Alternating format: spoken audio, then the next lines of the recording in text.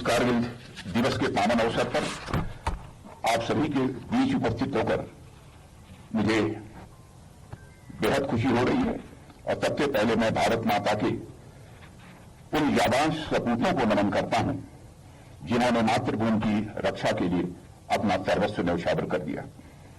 मैं उन वीर सपूतों को भी नमन करता हूं जिन्होंने राष्ट्र को सर्वप्रथम रखा और उसके लिए अपने प्राणों की आहुति देने में वो पीछे नहीं हटे। मैं उन वीरों को अपनी श्रद्धांजलि अर्पित करता हूं जिनके सर्वोच्च बलिदान के कारण कश्यप मुनि, ललितादित्य और भगवान बुद्ध की आभा से प्रदीप्त इस पावन धरती पर आज हम विजय दिवस मना रहे हैं। मैं ऑपरेशन विजय की सफलता के 24 वर्ष पूरे होने पर समस्त देशवासियों को हार्दिक बधाई देता हूं। साथियों, आज कारगिल की इस वीर भूमि पर आप सभी सैनिकों के बीच उपस्थित होकर मैं जिस गौरव की अनुभूति कर रहा हूं, मैं उसे शब्दों में बयां नहीं कर सकता हूं। कारगिल की इन सुंदर पहाड़ियों में आप लोगों के साथ समय बिताना मेरे लिए बेहद सुखद है। साथियों, आज भारत रूपी जो विशाल भवन हमें दिखाई दे रहा है वो हमारे वीर सपूतों के बलिदान की नींव पर ही यह टिका हुआ है।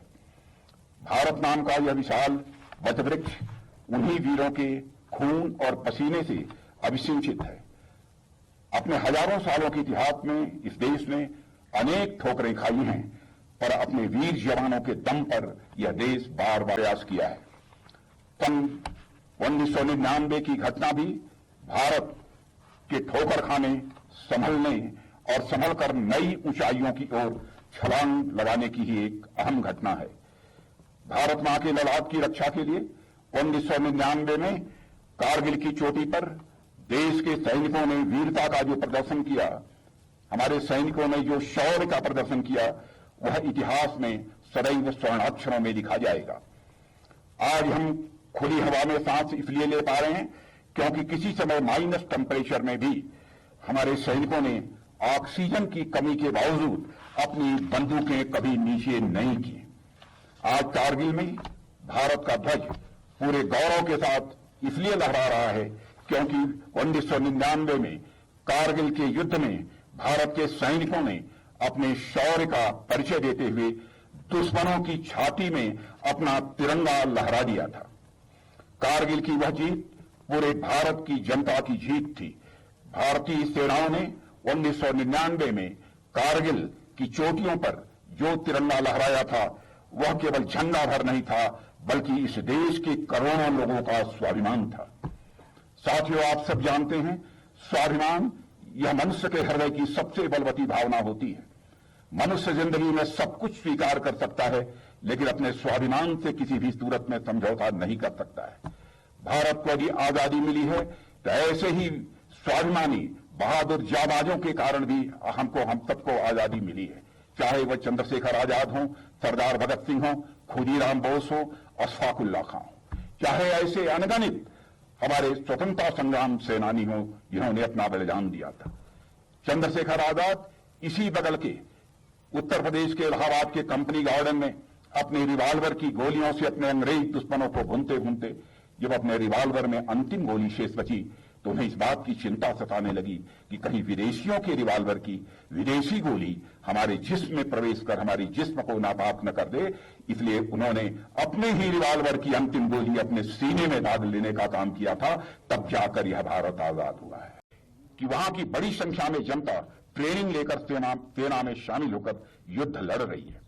वैसे सामान्यतः तो यही होता है कि सेना जनता की प्रतिनिधि के रूप में लड़ाई करती है।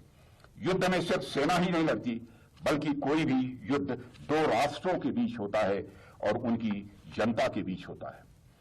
आप देखिए कि किसी भी युद्ध में प्रत्यक्ष रूप से सेनाएं तो भाग लेती ही हैं, लेकिन अप्रत्यक्ष रूप से आप देखें तो इस युद्ध में किसान से लेकर डॉक्टर, इंजीनियर, वैज्ञानिक एवं कई सारे पेशों के लोग भी शामिल होते हैं।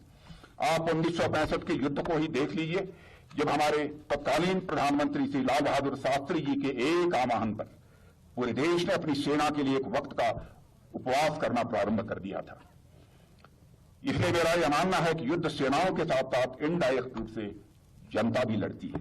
लेकिन हाल ही के दिनों में युद्ध जिस तरीके से लंबे खिंचते जा रहे हैं, आने वाले समय में जनता को सिर्फ इनडायरेक्ट रूप से ही नहीं बल्कि डायरेक्ट रूप से भी युद्ध में शामिल होने के लिए तैयार रहना चाहिए। और मेरा यह मानना है कि जनता को इस बात के लिए मानसिक रूप से तैयार रहना होगा कि वह जब भी राष्ट्र को उनकी आवश्यकता पड़े वह सेना की सहायता करने के लिए वह सदैव तत्पर रहें।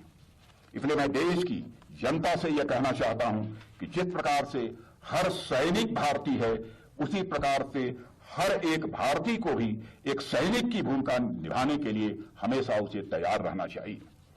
साथियों, हमारी सरकार ने भारत की सुरक्षा के लिए सेना को दुश्मनों के घर में घुसकर मारने की खुली छूट दी है। और मैं आप लोगों को इस मंच से यह भी विश्वास दिलाना चाहूंगा कि मोदी जी के नेतृत्व में केंद्र सरकार की राजनीतिक इच्छा शक्ति में पिछले कुछ समय में लगातार बढ़ोतरी हुई है। सरकार पूरी तन्मयता के साथ अपनी सेना के साथ खड़ी है और देश की जनता और देश की संसद अपने सैनिकों पर यह पूरा भरोसा करती है। और साथियों, आज कारगिल विजय दिवस पर मैं एक बात हमारे देशवासियों से जरूर कहना चाहूंगा, और वह यह कि राष्ट्र का मान सम्मान और इसकी प्रतिष्ठा हमारे लिए किसी भी चीज से ऊपर है और इसके लिए हम किसी भी हद तक जा सकते हैं। और मैं याद दिलाना चाहता हूं कि हम उन बजरंगबली के उपासक हैं जो सूर्य को भी चुटकियों में निगलने की क्षमता रखते हैं, पर साथ ही हम बजरंगबली की भांति मर्यादित और धर्म से अनुशासित भी हैं। 26 जुलाई 1999 को युद्ध जीतने के बाद भी हमारी सेनाओं ने अगर यलोसी पार नहीं किया तो वह इसलिए कि हम शांति प्रिय हैं। भारतीय मूल्यों के प्रति हमारा पूरा विश्वास है और अंतर्राष्ट्रीय कानूनों के प्रति हमारी प्रतिबद्धता है। उस समय अगर हमने यलोसी पार नहीं किया तो इसका मतलब यह नहीं था कि हम यलोसी नहीं पार कर सकते थे। हम यलोसी पार कर सकते थे और हम यलोसी पार कर सकते हैं और जरूरत पड़ी तो भविष्य में यलोसी हम पार करेंगे। और इसे फिर से दोहराना चाहूंगा कि हम यलोसी पार कर सकते थे, हम यलोसी पार कर सकते हैं यदि हमें छेड़ा गया और जरूरत पड़ी तो भविष्य में हम यलोसी पार करेंगे। इसका मैं देशवासियों को अपनी तरफ से विश्वास दिलाना चाहता हूं।